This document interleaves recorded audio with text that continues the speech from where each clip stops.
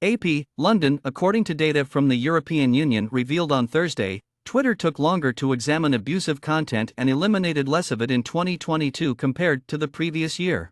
The EU statistics were released as part of an annual review of how well online platforms adhered to the 27 nation bloc's disinformation code of conduct. Most other tech companies that joined the voluntary code, in addition to Twitter, also performed poorly.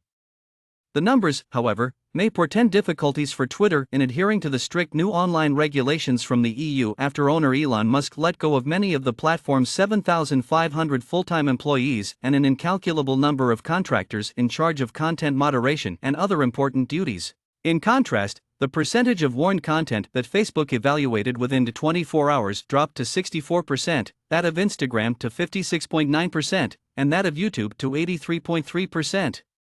TikTok was the only business to increase, scoring 92% overall. When hate speech was reported, Twitter erased 45.4% of it, down from 49.8% the year before.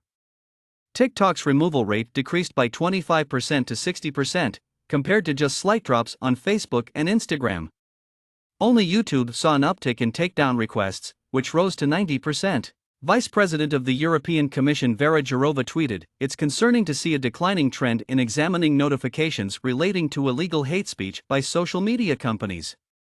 Online hate speech is a plague of the modern era, and platforms must uphold their promises." Musk's $44 billion purchase of Twitter last month sparked widespread worries that propagandists of false information will be given free rein on the platform.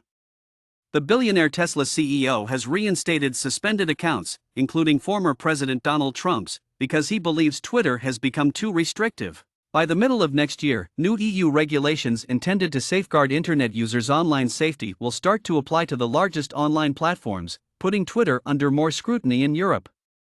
Huge fines of up to 6% of a company's annual global revenue could be imposed for violations.